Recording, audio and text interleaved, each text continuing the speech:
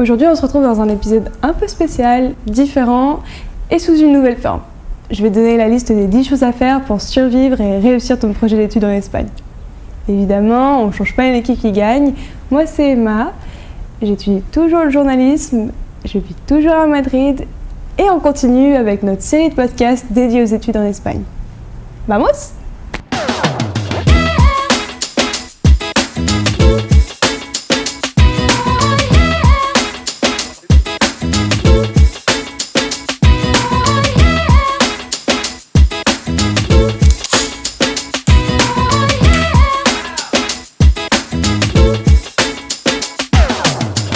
Numéro 1. Anticiper. C'est vraiment la meilleure chose à faire. Si tu sais ce que tu veux, lance-toi et commence à anticiper. Tu as encore du temps, alors prends-le et essaye de l'utiliser de la meilleure façon.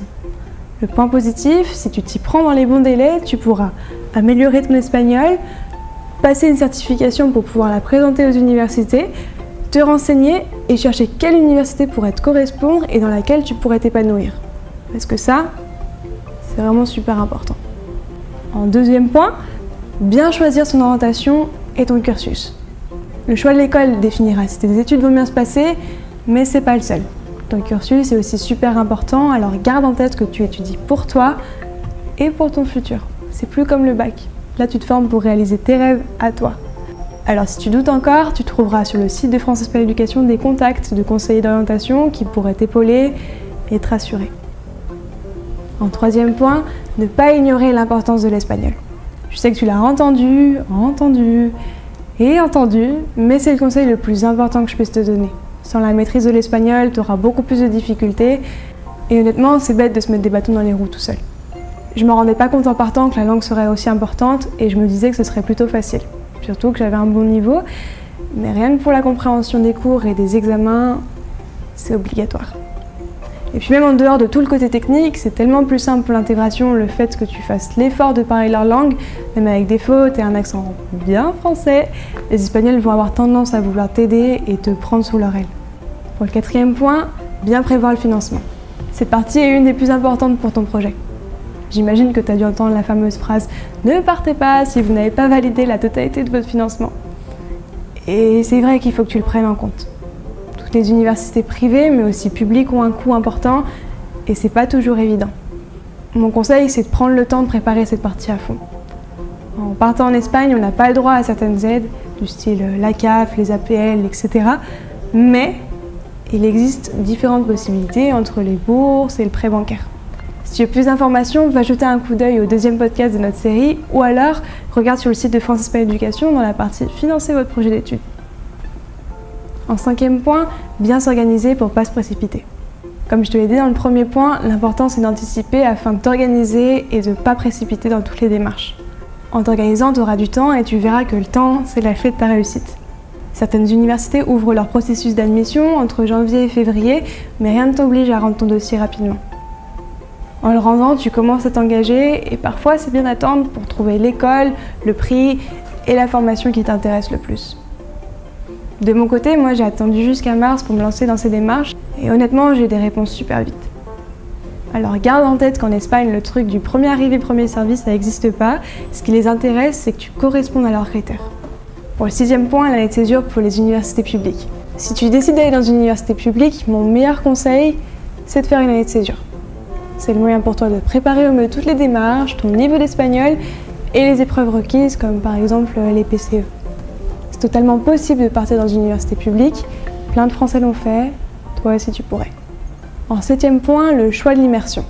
Partir en Espagne pour rester avec des Français, c'est dommage. Tu pourrais prendre cette expérience et la vivre à fond en t'intégrant avec des Espagnols. Il existe des écoles dans lesquelles il y a très peu de Français et où tu pourrais vraiment te retrouver dans cette nouvelle vie, dans cette nouvelle aventure, en découvrant la culture et la vie espagnole. Alors si c'est un critère important pour toi, je te conseille d'en parler avec France Espagne Éducation et t'aideront à trouver l'école qui correspond à ce que tu veux. Moi je suis dans un cursus où je suis la seule française et c'est ce que je recherchais. Le fait d'être seule, ça m'a obligée à sortir de ma zone de confort. Ce qui m'emmène au prochain point. Le 8e. S'ouvrir aux gens et aller vers les Espagnols. En partant en Espagne, tu vas te retrouver face à toi-même et tu auras des moments où ce sera un peu plus difficile. Alors garde ton objectif en tête. Essaye de t'ouvrir et de ne pas rester dans ta bulle, même si au début c'est pas facile. Engage la discussion, essaye de comprendre leur mode de vie, t'es là pour ça. Tu verras, au début c'est super chouette, tout est nouveau, tu pars, tu sors, mais après il y aura des moments où tu auras des coups de mou et c'est normal. C'est ce qui fait le charme de l'expérience. Se surpasser, montrer l'envie d'apprendre et de comprendre les autres. La leçon que moi j'ai tirée, c'est que c'est à toi d'aller vers eux et pas l'inverse. C'est toi qui rentres dans leur quotidien, alors évite de te fermer et essaye au contraire de t'accommoder à ces différences. Pour le 9e point, c'est important d'être prêt à travailler et de ne pas avoir peur de l'échec.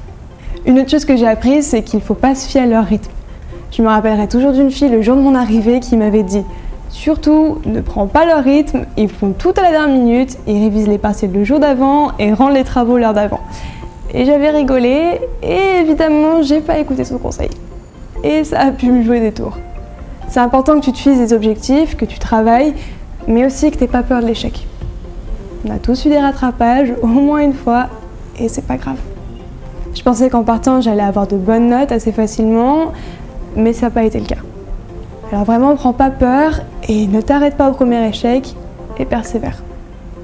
Tu verras, après ça ira comme sur des roulettes. De mon côté, il m'a fallu 6 mois, voire 1 an pour avoir de bonnes notes, voire de très bonnes notes. Il faut juste pas baisser les bras. Et pour le 10e point, n'hésite pas à suivre tes rêves, à sauter le pas et à te lancer. Suis tes rêves. C'est possible même quand on te dit que ça l'est pas. Le seul truc, c'est de sauter le pas, de croire en toi et de te lancer. Si j'avais écouté le nombre de personnes qui m'avaient dit que c'était pas possible et que je rêvais trop, eh ben je serais pas là et j'aurais sûrement beaucoup de regrets. Alors si tu sens que c'est un projet qui te tient à cœur, que c'est le mieux pour toi, fonce et entoure-toi des personnes qui t'épaulent. Si tu as besoin d'autres informations, n'hésite pas à aller sur le site de France Espagne Éducation où tu trouveras toutes les réponses à tes questions.